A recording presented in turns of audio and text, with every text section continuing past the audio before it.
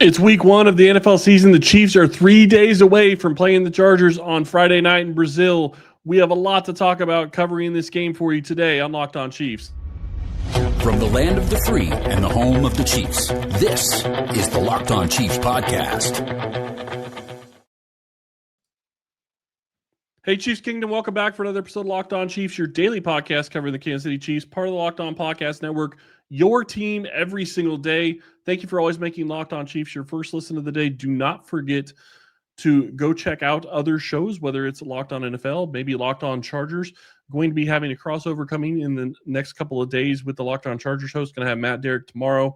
Lots to talk about to get you ready for this game on Friday against the Chargers. Today's episode is brought to you by FanDuel. Right now, new customers can bet just $5, and if your bet wins, you'll get $300 in bonus bets to use across the app. Go check out FanDuel right now. We really do appreciate their sponsorship. So much to talk about when we talk about this Chiefs game against the Chargers on Friday in Brazil. We're going to talk about the travel plans, what they're going to do, how their schedule changes, how it could really affect this game. We're going to talk about a little bit later on the show. We're going to talk about how the offense needs to come out firing against this Chargers team. They need to get off to a fast start, and that is extremely important in this game. But we're going to start by looking at the Chargers. Who are the Chargers in 2025? How are they different than what the Chiefs have faced in the past? First and foremost, the biggest thing that sticks out and the thing that is going to be something that we're going to be talking about when we get into matchups a little bit later on this week is going to be Trey Pipkins versus anybody in the Chiefs uniform when they're rushing the passer as the right tackle. And the reason that's such a big deal is because you lose Rashawn Slater earlier this offseason, 2 weeks after he signs a new contract. He is done for the season, won't play. They move Joe Alt over to left tackle, and now you have Trey Pipkins, who you've been working to try to replace for the past couple of seasons, back as your starter at right tackle. That is going to be a problem for this Chiefs. That is going to be a problem for this Chargers offensive line, and the Chiefs absolutely need to be able to take advantage of that. One of the biggest keys Kansas City can have in this game going up against the Chargers is they have to be able to get to Justin Herbert. They need to be able to affect the game in the pass rush. But it also goes a little bit further than that, because one of the things that the Chargers have shown and what they showed in 2024 is Harbaugh wants to run the ball. So they're going to try to focus on their running game. They're going to try to use their new running back in Marion Hampton and try to get him going in the running game against this Chiefs defense. So it's going to be a big question whether or not Kansas City made the right choice bringing back Derek Nottie and letting Mike Pennell walk, or if they're going to be paying for that sooner rather than later this week against the Chargers. I do think that when you look at this game and how it's going to be played and how it's going to play out, if Kansas City's offense does what I am expecting that they should be able to do, and we'll talk about that a little bit more in the next segment, I think that this game is going to get away from the Chargers. Maybe not early on, but probably by the second half, you're going to be seeing a different Chargers offense than what they want to be able to do. If Kansas City can put 2 scores ahead of the Chargers before halftime, that will put them in the driver's seat to be able to go into a situation where the Chargers have to throw the ball more, which is obviously something Herbert can do, but it's not what their offense wants to do. They want to be able to run the ball. They want to be able to keep Patrick Mahomes off the field, and they want to be able to attack on the ground. Yes, they have the ability to throw the ball. Herbert specifically has the ability to throw the ball, but his weapons aren't the best. So that's going to be something also that's going to play into this, because you're looking at their best receiving threat right now is Ladd McConkey, a second-year player who's a slot receiver. I'm not saying he's not a great receiver. He is fantastic, but he is not going to be able to, by himself, keep this offense moving through the air. They have Quentin Johnston, who they drafted a couple years ago. They brought Keenan Allen back, and that is going to be an upgrade over what they had. But Keenan Allen isn't who he was 2 or 3 years ago when he was with the Chargers. That is going to be something that they're going to have to get figured out as the season goes on. But as it sits right now, this Chiefs defense should be able to slow down the Chargers' passing attack probably pretty easily, especially if they decide they're going to move Trent McDuffie inside and let him go against Ladd McConkey. I do feel really good about the matchups that you would have on the outside with Quentin Johnston, whether it's against Christian Fulton or Jalen Watson, and anybody going up against Keenan Allen in his state that he's in right now is probably going to be okay. It's not the best case scenario, but again, he's not the receiver he was 2 or 3 years ago. He's still good and he still can get things done, but I don't think it's going to be enough to really challenge this Chiefs defense if the Chiefs offense can get things going early on in the game. If you flip it over to the other side of the ball for the Chargers, this Chargers defense is going to look a little bit different than it has in the past. Obviously, Christian Fulton is in a Chiefs uniform now, so they won't have them out. They won't have him out there at corner. That's an obvious one.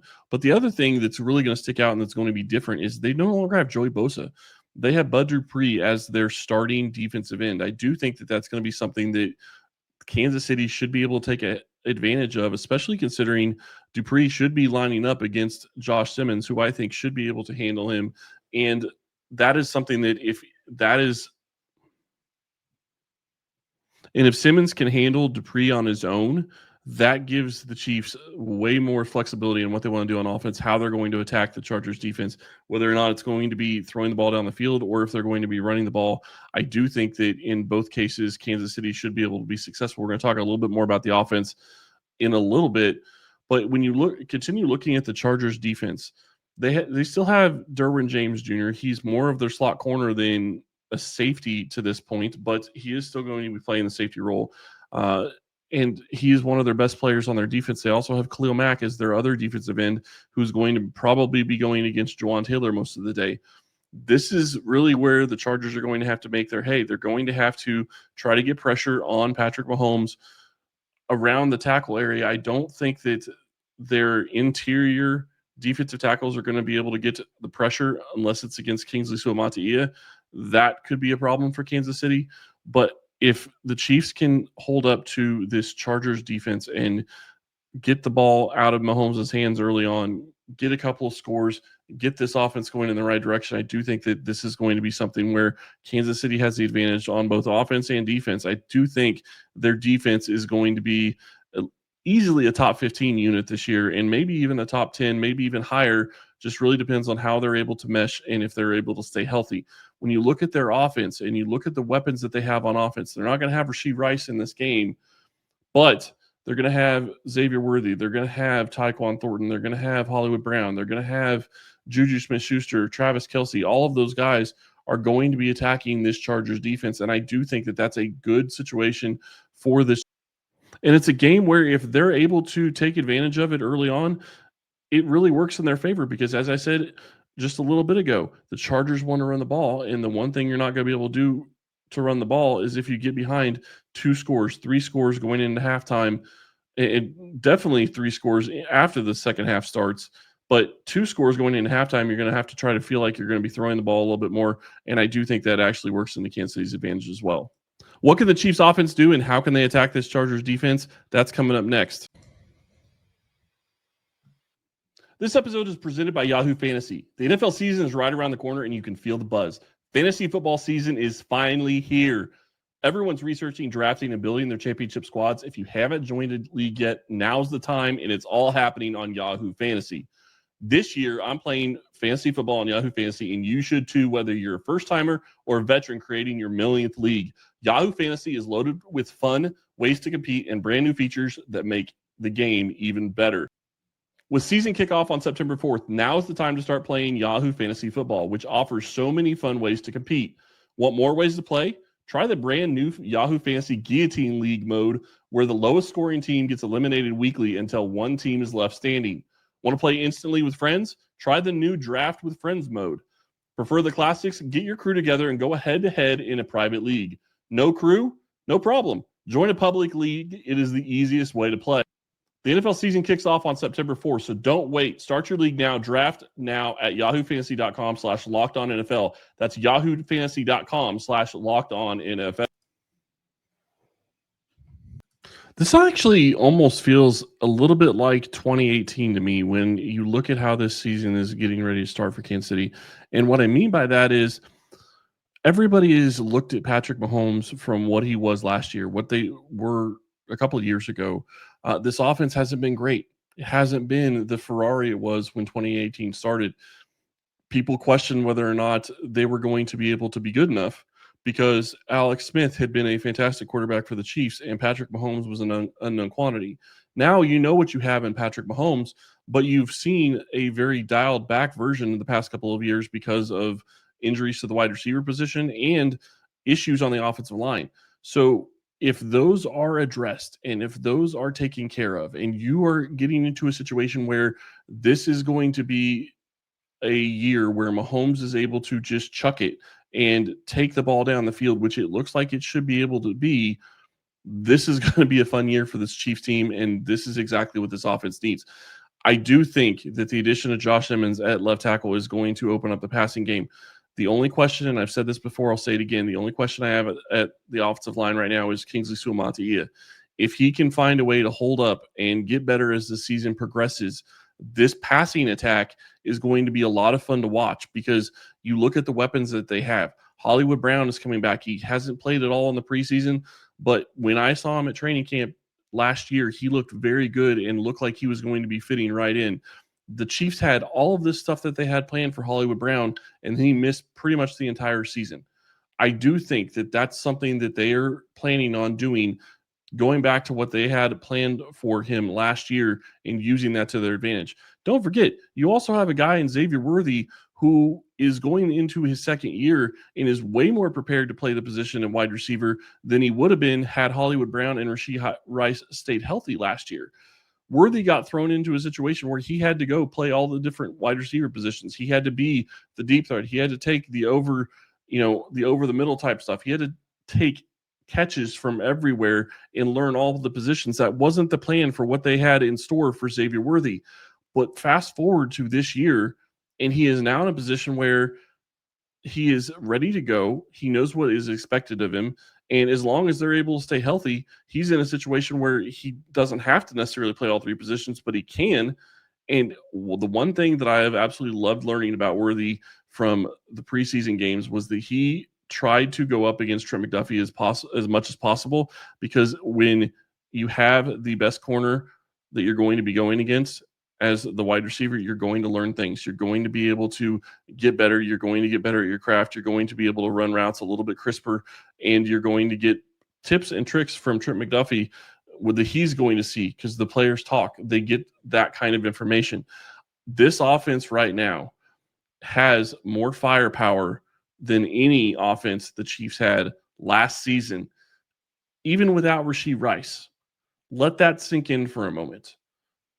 At any point last year, they didn't have the firepower that they have on offense right now, and they're missing their best wide receiver in Rashee Rice, a guy who I still think could be an all-pro in the future for the Chiefs. Going back and looking at what stopped the Chiefs offense last year, it was poor play at the left tackle position. Obviously, the left guard position wasn't great when Caliano stepped in for Joe Thuney, but the left tackle position really hampered what they were able to do offensively. And if Josh Emmons can be anything close to even a solid left tackle, this offense goes leaps and bounds above what they were last year.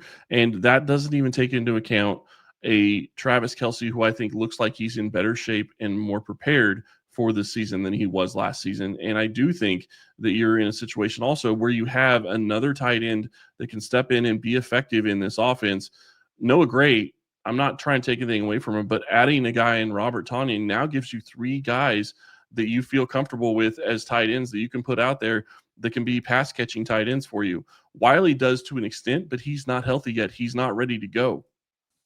Honestly, when I'm looking at this offense, the thing that I'm most excited about is that you now have three guys that are going to be 4-3 or under type guys, 4-3-ish or under type guys in Hollywood Brown, Tyquan Thornton, and Xavier Worthy. Now you have the ability to have all three of those guys on the field at the same time with a Travis Kelce or with the running back Brashard Smith as well, and have all that speed on the field, all that speed threatening a defense, and that is going to open up things. And all three of those wide receivers, outside of probably Tyquan Thornton, I feel very comfortable saying Hollywood Brown, Xavier Worthy can probably run any route that you really want them to, and they'll be fine. Tyquan Thornton really generally is going to be a guy that's going to be a deep ball guy. He's going to be somebody that's going to be running the 9 routes.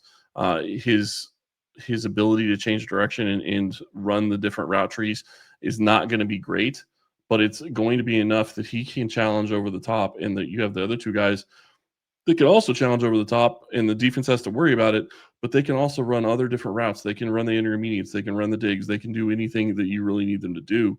This offense should be in a situation where they're able to take advantage and what we saw in preseason game number 3 is an offense that was efficient, that was able to move the ball down the field, and they were able to attack.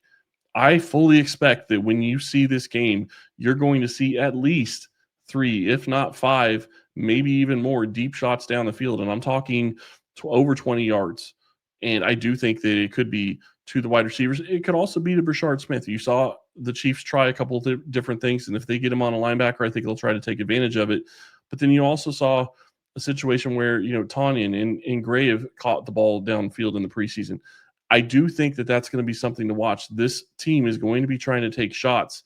And if this line holds up, they're going to be able to get some of those shots taken. And Mahomes has shown he has a newfound desire to push the ball down the field. And I think that's going to pay off in spades for this Chiefs team, this Chiefs offense, and really this entire season for Kansas City. I think that when you look at what Andy Reid has wanted to do and how he's been doing things over the past couple of seasons, he's been limited by some of the guys that he has.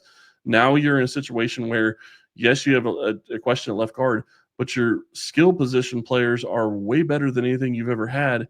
And it all starts week 1 against the Chargers, but everybody's going to be looking forward to week 7 when Rashee Rice comes back if you have everybody else healthy. I haven't even talked about the guy that's probably going to step in and take most of Rice's duties for the Chiefs in Juju Smith-Schuster. He's looked fantastic at camp. He looks like he is in better shape and maybe a little bit younger, looked like he's a little bit his younger self in Kansas City this season. That could be huge for this team. If he can stay healthy and be a Rashee Rice-esque type wide receiver for this Chiefs team and be the possession guy and do that kind of work over the middle and in the middle of the field, that is going to open up everything else for the rest of the offense. I cannot wait to see what this team is going to be able to do on the field. We are just a couple of days away from the first kickoff.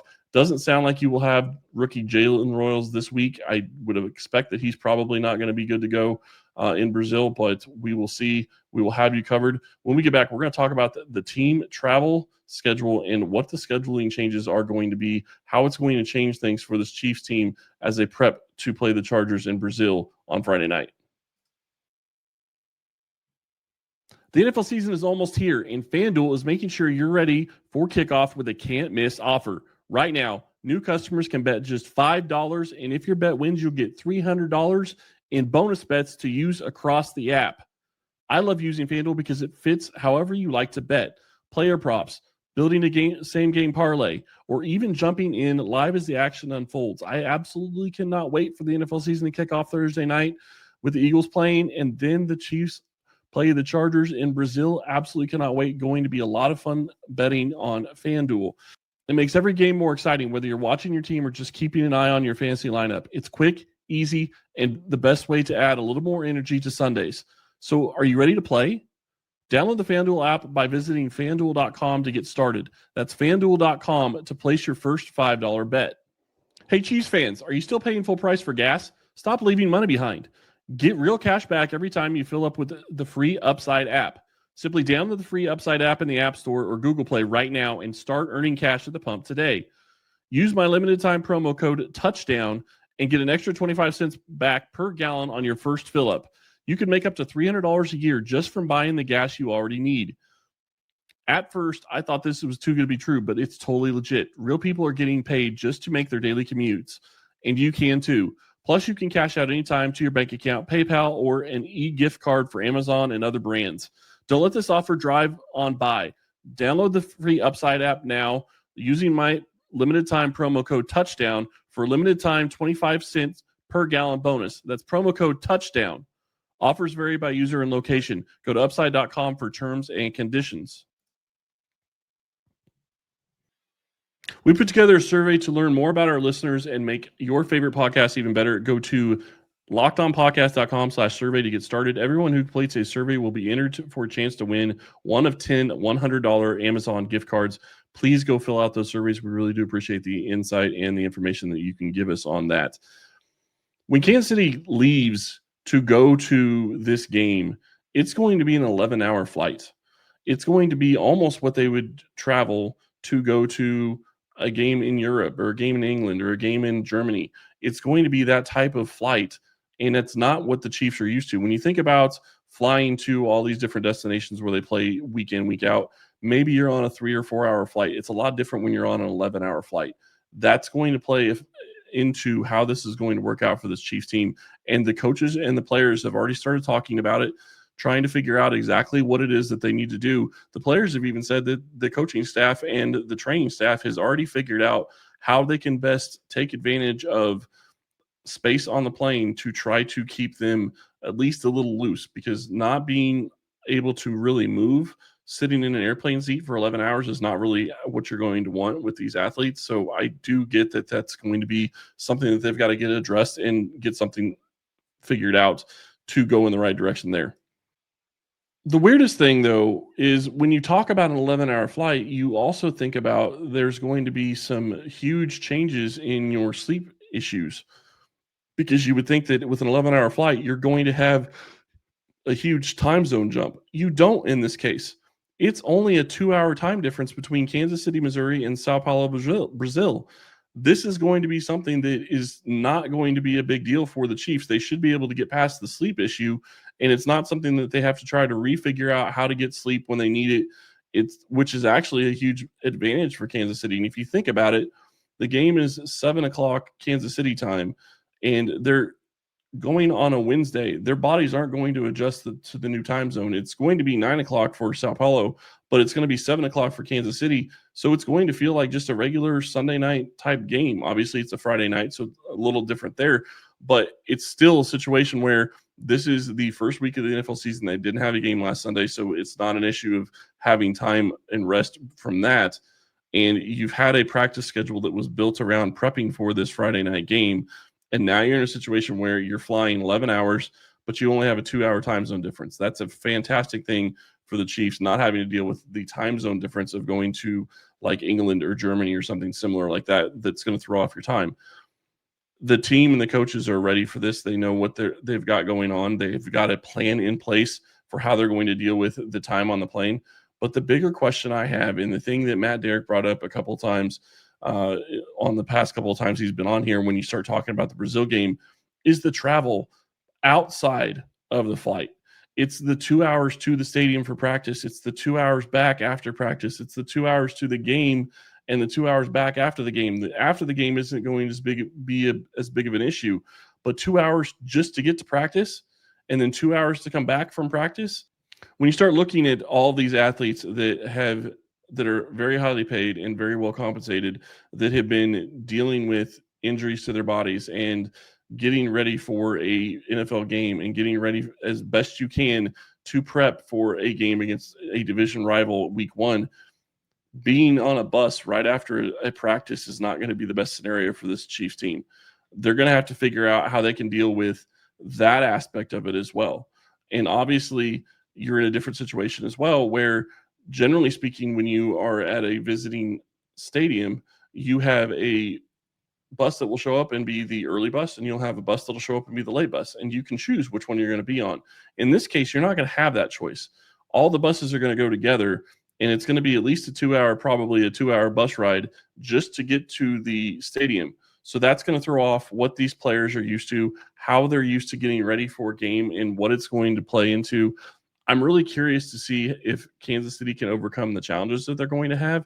You're in a situation where between the flight, which is going to only be a little over, I guess, probably about 2 days before the actual game, the flight, the travel time, all of that, not being in a place that you are used to, and not being in a place that is going to have the same amenities that you're kind of used to, because Brazil is not going to have the same amenities that you're going to have at an NFL stadium in the United States. So all of it is going to play against Kansas City. It plays against the Chargers too, to a lesser extent, because they don't deal with the travel by bus as much as the Chiefs will.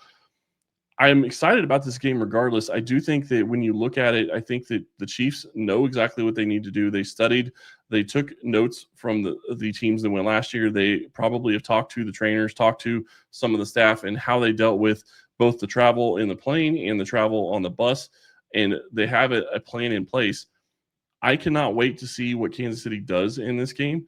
The Chiefs-Chargers kick off on Friday night. There's nothing that is more exciting than being able to watch this team and watch Patrick Mahomes come back. And as I'm recording this, it has been announced Patrick Mahomes is the number 5 player in the NFL according to his peers. So if you see him on Friday and he is counting to 5 for some reason, that would be why, because we know that he has the ability to be petty. There's absolutely nothing wrong with that. And he wants to be the best that there is in the NFL. He is number 5 this year, and I do think that's going to be an extra thing that is going to drive him to be a little bit better in this game and in this season. That's going to be it for us today. Tomorrow, we're going to be back with Matt, Derek, and Ryan talking about prep for this game. On Thursday, we're going to have the crossover episode with the Locked On Chargers guys, and then Friday we will have our normal preview show, and then we will have you covered post game as well. Lot to talk about. Cannot wait for this game on Friday night. Let me know what you're excited about for this game against the Chargers in Brazil, and we will talk to you tomorrow.